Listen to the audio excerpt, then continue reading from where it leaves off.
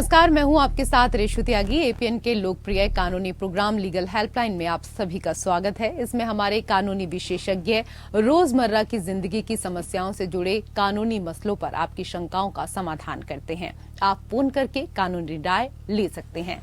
आज हम जासूसी से जुड़े कानूनी प्रावधान पर आपको जानकारी देने जा रहे हैं।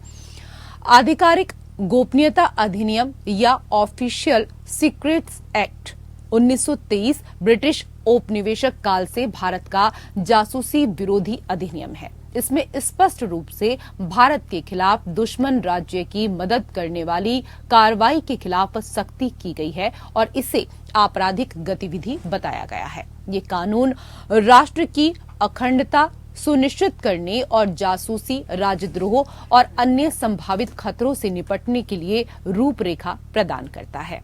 ये कानून जासूसी, साझा गुप्त जानकारी, वर्दी का अनाधिकृत उपयोग, जानकारी रोकना, प्रतिबंधित क्षेत्रों में सशस्त्र बलों के कार्यों में हस्तक्षेप को दंडनीय अपराध बनाता है। तो ये थी बुनियादी जानकारी। जासूसी से जुड़े कानूनी प्रावधानों की जानकारी देने के लिए आज हमारे साथ कानूनी विशेषज्ञ परमानंद पांडे जी फिलहाल जुड़ चुके हैं। सर, बहुत बहुत स्वागत है आपका एपीएन न्यूज में। तो आप इस विषय को लेकर अगर कोई भी कानूनी जानकारी हासिल करना चाहते हैं तो आप कॉल कर सकते हैं। फोन लाइंस खुल चुकी हैं और 2 नंबर आपकी टीवी स्क्रीन पर हैं, 012061279337 और इसके साथ ही एक और नंबर आपकी टीवी स्क्रीन पर आप नीचे देख रहे हैं, 012061279338। इन दोनों में से किसी भी एक नंबर पर आप डायल कर सकते हैं। सरकार की जासूसी से जुड़ी कानूनी जानकारी और इसके साथ ही अगर जासूसी से जुड़े कुछ भी सवाल आपके कानूनी हैं, कानून से जुड़े हुए चीजों को आप समझना चाहते हैं तो उसके लिए आप आज कॉल कर सकते हैं।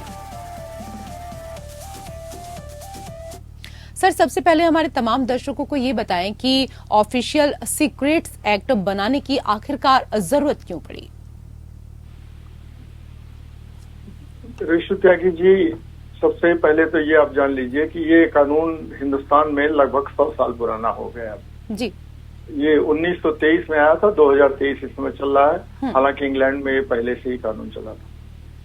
तो सबसे महत्वपूर्ण बात इसमें यह है कि इस देश की अखंडता, इस देश की एकता के खिलाफ काम करने वाली शक्तियां जो हैं उनके खिलाफ कैसे कार्रवाई की जाए और उनको कैसे पकड़ा जाए, इसलिए ये कानून बनाया गया है।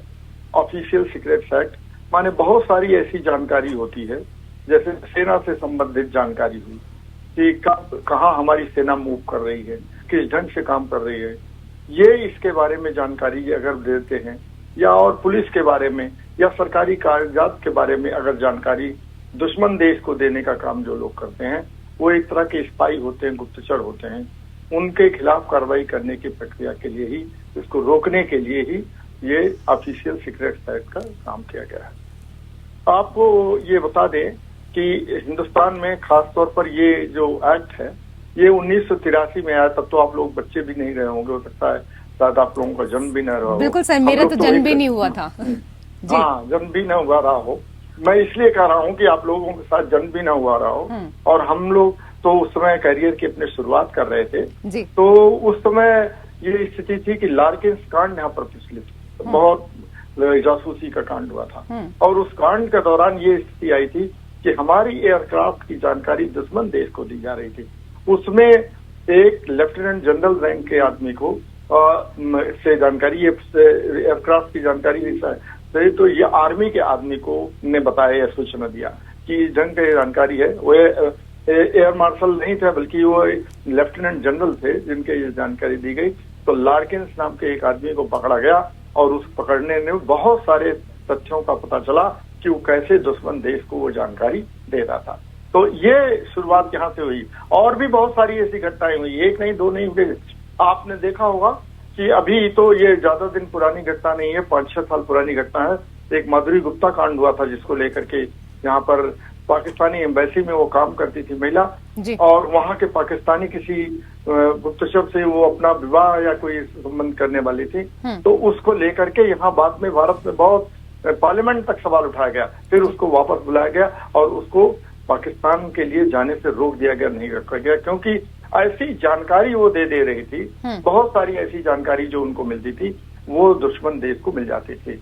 अभी कहने की जरूरत नहीं है कि पाकिस्तान और चीन हमारे दो ऐसे देश हैं जो भारत के बारे में बहुत सारी गुप्तचर जानकारी लेते हैं और गुप्तचर जानकारी का प्रयोग करके वो भारत में आतंकवादी हमला या भारत की संप्रभुता को नष्ट करने के लिए पूरी तरह से प्रयास करते हैं, और देश भी करते हैं। लेकिन इन दोनों देशों के बारे में घोषित रूप से पता है कि ये दोनों देश इस देश में जासूसी करवाते हैं और इसी नाते ऑफिशियल सेक्रेटरीट का सहारा लेकर के यहाँ के जासूसों को दंडित किया जाता है और उनको पकड़ा जाता है। जी, बड़े विस्तार से आपने सर इस विषय के बारे में जानकारी दी हमारे तमाम दर्शकों को, लेकिन सर कई और सवाल हैं। सर, एक्ट में वर्जित स्थान की क्या परिभाषा दी गई है और कौन से ऐसे स्थल हैं जो वर्जित हैं?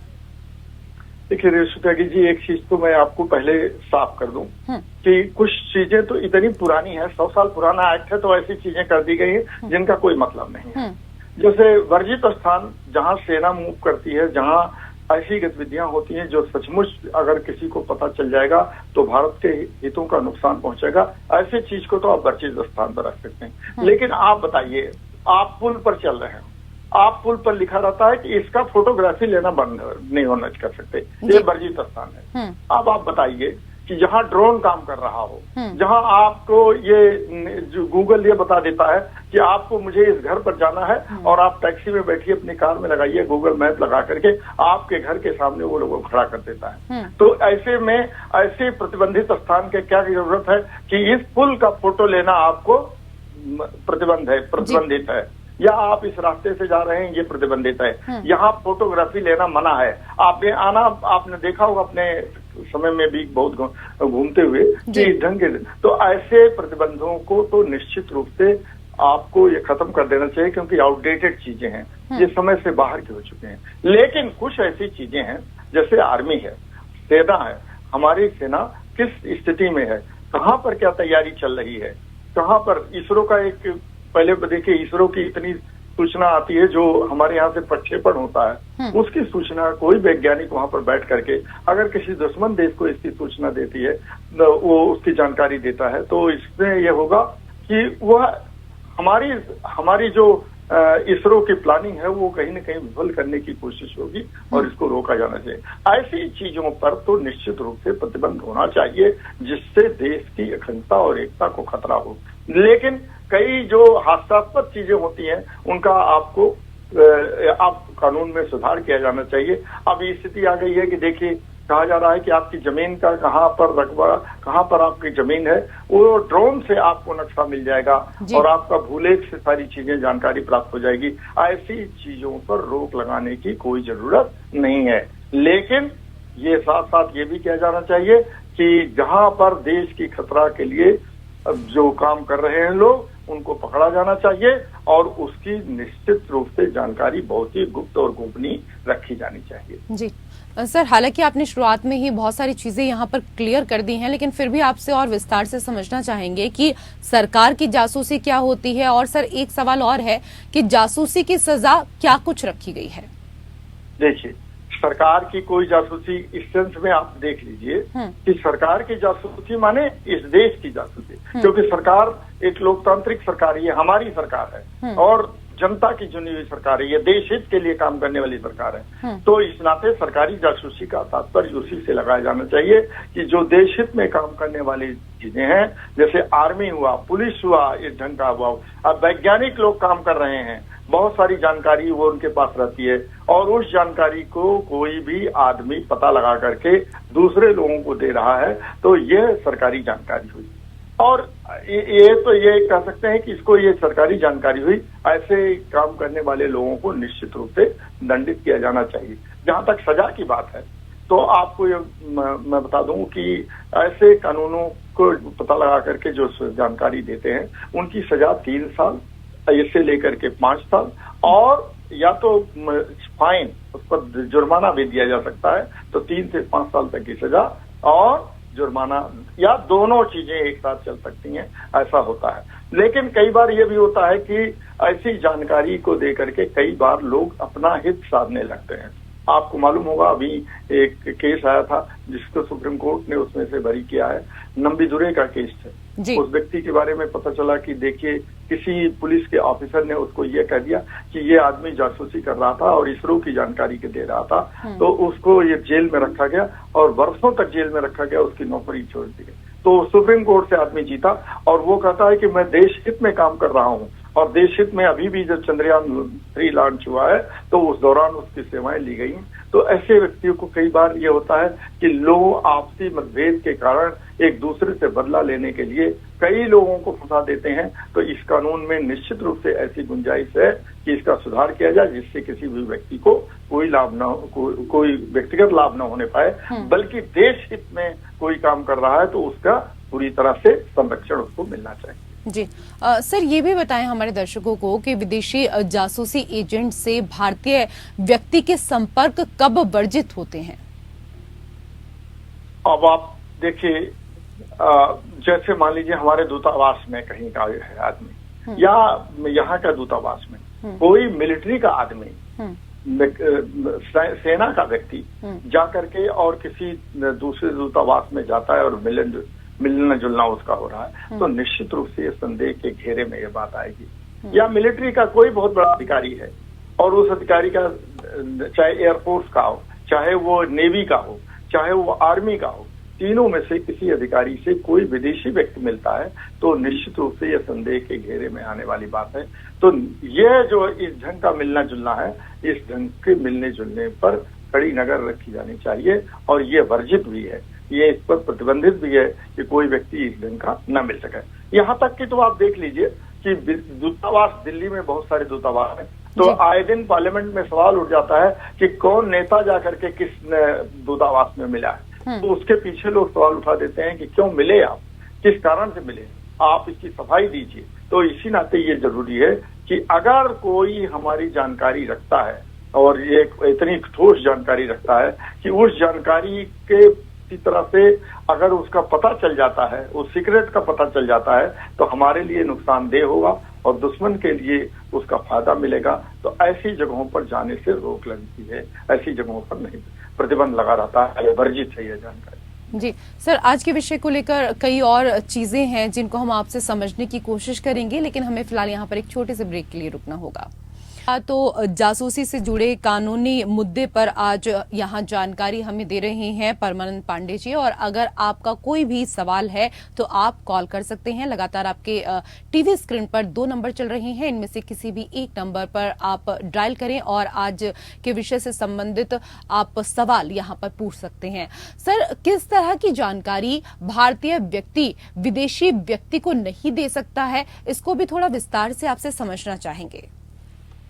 देखिए, सबसे मुख्य बात तो इसमें यही देखना चाहिए कि जो जैसे सेडिशन हुआ, राजद्रोह हुआ, राजद्रोह का तात्पर्य किसी सरकार के द्रोह से नहीं होता है, बल्कि देशद्रोह के बराबर होता है। तो देशद्रोही गतिविधियों से संबंधित जो लोग जानकारी प्राप्त करना चाहते हैं, अगर ऐसी चीजों की जानकारी आप किसी विदेशी व्यक्ति को दे रहे हैं, तो कोई भी व्यक्ति जो जानकारी दे रहा है वो देशद्रोह कर रहा है, वो राजद्रोह कर रहा है, और ऐसे व्यक्ति की कड़ी से कड़ी कार्रवाई करनी चाहिए। यही ऑफिशियल सीक्रेट एक्ट में यही चीज बात रही। ये ऑफिशियल सीक्रेट एक्ट बताया गया है, ये अंग्रेजों के जमाने का है। तो अंग्रेजों के जमाने का आपको साधारण सी बात बता दें कि अंग्रेजों के जमाने में छोटी से छोटी घटना को वो ऑफिशियल सीक्रेट एक्ट का सहारा लेकर के और वो किसी भी व्यक्ति को दंडित कर देते थे। आपको ये बताएं कि जब 1878 में ये स्थिति आ गई थी कि यहाँ पर कोई भी जो अंग्रेजी के अखबार निकलते थे उन पर तो सेंसरशिप नहीं थी, लेकिन जो भाषाई अखबार निकलते थे जिनको वर्नाकुलर प्रेस के रूप में जाना जाता था, वो वर्नाकुलर प्रेस की अगर कोई जानकारी, अगर कोई छाप देता था तो उसके बाद उसको देना पड़ता था जानकारी की क्या ये इसमें छपा है। इसी कारण जब ये कानून वर्नाकुलर प्रेस एक्ट आया तो अमृत बाजार पत्रिका जो कलकत्ता का अखबार था, उसने रातों रात अपने को बंगाली अखबार से अंग्रेजी अखबार में तब्दील कर दिया। क्यों कर दिया? इसलिए कि जिससे हमको जिस कवायद से न जूझना पड़े कि हमको ले जाकर के संसद के यहाँ से पास कराना है और देना है। तो चूंकि ऐसा है कि अमृत बाजार पत्रिका या कोई भी अखबार जो थे उस समय वो मानते थे कि देशद्रोह क्या होता है ये हमको देश हित में क्या काम करना है ये हमको सोचना है। लेकिन अंग्रेजों ने ये किया कि नहीं, जो व्यक्ति देश हित के लिए भी लड़ रहा हो लेकिन वो अंग्रेजी साम्राज्य को उखाड़ फेंकने का काम कर रहा हो, वो देशद्रोही माना जाएगा। देशद्रोह की उतनी संकुचित परिभाषा थी। आज भी स्थिति ये है कि मान लीजिए आप किसी प्रकार का विरोध करते हैं, ये देशद्रोह में नहीं आया, ये ऑफिशियल सीक्रेट्स में नहीं आया, लेकिन इस देश की एकता और अखंडता में शुद्ध बात को इस दोहरा रहा हूं कि अगर उसको कोई भी नुकसान पहुंचाने का कार्य कर रहा है तो वह एक तरह का देशद्रोह हुआ, और ऐसे कार्यों के प्रति निश्चित तौर पर कड़ी कार्रवाई होनी चाहिए। और यही चीज जो है आपको ये रखा जाए कि मतलब कोई विदेशी आदमी हमसे मिलता है तो ये चीज को जानकारी नहीं लेता है, या हम किसी विदेशी व्यक्ति से मिलते हैं तो इसके बारे में कोई जानकारी हम नहीं देंगे। जी सर, आपसे ये भी समझना चाहेंगे, यूनिफॉर्म का अनाधिकृत इस्तेमाल, रिपोर्ट की जालसाजी आदि पर क्या कुछ प्रावधान है? ये तो आप देखिए, ऐसा है कि आप आए दिन देखते होंगे, जैसे मुंबई में हमला हुआ या और भी जगहों पर यहाँ पर भी हुआ, तो मिलिट्री का पोशाक पहन करके ऐसे जैसे लगता है कि वो भारत की मिलिट्री में काम करने वाले लोग हैं, वो पोशाक पहन करके घुस जाते हैं। तो ये तो एक तरह का दुरुपयोग है ना, मिलिट्री का, या पुलिस में हम पुलिस का यूनिफॉर्म पहन लें, हम मान लीजिए इंस्पेक्टर बन जाएं या एसएसपी बन जाएं या डीआईजी आईजी बन जाएं और किसी जगह पर चले जाएं और वहां से जानकारी प्राप्त करें, तो निश्चित रूप से ये इस वर्दी का दुरुपयोग हुआ। ये इसकी तरह से आर्मी में भी कोई काम करता है, उसकी वर्दी का दुरुपयोग हुआ। या आप पार्लियामेंट के भीतर घुस जाएं और वहां ऐसा इस तरह से हमारे पास आइडेंटिटी कार्ड हम बनवा लें जाली, और आइडेंटिटी कार्ड बनवा करके जैसे मेंबर ऑफ पार्लियामेंट हो और वहां घुस जाएं, तो ये निश्चित तौर पर ये दुरुपयोग हुआ। और इस दुरुपयोग को रोकने के लिए ये कानून बनाया गया है कि ऑफिशियल सीक्रेट्स एक्ट को रखा गया है। तो वर्दी का दुरुपयोग, और कई देखिए इम्पर्सनेशन जैसे कहते हैं, पर्सोनेशन जो शब्द आया है उसमें, इम्पर्सनेशन माने हम ऐसी चीज करें। आपको बताएं कि यहाँ पर एक आदमी चार्ल्स स्वराज हुआ था, जी, इस देश में रह चुका है। एक नटवरलाल नाम का व्यक्ति था। नटवरलाल जो है वो ऐसे चलते हुए रास्ते में कह देता था कि हम जहां चाहें जिसको चाहें जब चाहें तब बेवकूफ बना सकते हैं। और चार्ल्स स्वराज भी इसी ढंग का, कभी किसी का ड्रेस पहन लेता था, कभी किसी तरह से, कभी साइंटिस्ट बन जाता था, कभी डॉक्टर बन जाता था, कभी किस तरह से। तो ऐसे लोग देश, ये एक खतरनाक टाइप के लोग होते हैं। ऐसे लोगों पर ये नजर रखने के लिए ही इस कानून में रखा गया है कि वो वर्दी का दुरुपयोग न कर सकें। और कोई ऐसी और चीज हो, इम्पर्सनेशन क्या है, हम अपने को जो हम हैं और वो ना पेश करके हम दूसरी चीज पेश करने लगे, तो यही तो इम्पर्सनेशन हुआ। यही तो इम्पर्सनेशन हुआ कि हम आज है नहीं। कई लोग तो देख लीजिए, वर्षों तक एक व्यक्ति आईपीएस बन करके घूमता रहा, एक व्यक्ति जज बन करके घूमता रहा कि हम जज हैं।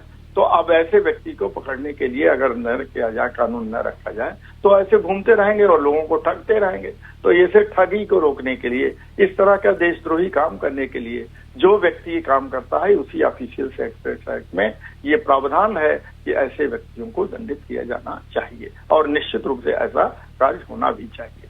जी सर, अभी हम यहाँ पर पुलिस और सेना को लेकर बात कर रहे थे, तो सर ये भी बताइए कि सेना या पुलिस के साथ सांठगांठ करने पर किस तरह का प्रतिबंध है? निश्चित रूप से बहुत प्रतिबंध है और इस पर बहुत कड़ाई के साथ पालन किया जाता है। ये केवल भारत में नहीं, पूरी दुनिया में। अगर आप पूरी दुनिया के, अमेरिका की स्थिति तो यह है कि अगर आप किसी देश की सेना में काम कर चुके हैं और अमेरिका में आप वहां जाकर के कोई वीजा लगवाना चाहें उन पर, तो अमेरिका में वीजा नहीं दे दिया जाता है। उनको कहते हैं कि आप इस अपने देश की सेना में काम कर चुके हैं। हो सकता है आपके इरादे कुछ दूसरे हों और यहाँ से आप, चूंकि आपको सेना की जानकारी, इस नाते बहुत सारी चीजें आप सेना के बारे में यहाँ से प्राप्त करके और बहुत अपने देश में दे सकते हैं, जो दूसरा देश उसका प्रयोग कर सकता है। कई ऐसी स्थितियां आएंगी, एक नहीं बहुत ऐसी स्थितियां आई हैं कि सेना की जानकारी को लेकर के, पुलिस के बारे में जानकारी लेकर के लोग दूसरी दुश्मन देश को देते हैं। तो ऐसी स्थिति यह है कि सेना के बारे में कोई भी व्यक्ति नहीं मिल सकता है जो ऐसा जानकारी प्राप्त करने की कोशिश करता है। इसको रोकने के लिए इस ऑफिशियल सीक्रेट एक्ट में इस चीज को रखा गया है कि सेना से आप प्रतिबंध मिलना जरूरी नहीं है। ऐसे व्यक्ति का जो खास तौर पर जो संदेह के घेरे में हो वो व्यक्ति नहीं मिल सकता है। जी सर, ये भी बताएं कि अगर जासूसी का शक है तो सर्च वारंट जारी करने की क्या कुछ प्रक्रिया है, क्या कुछ प्रोसेस होता है?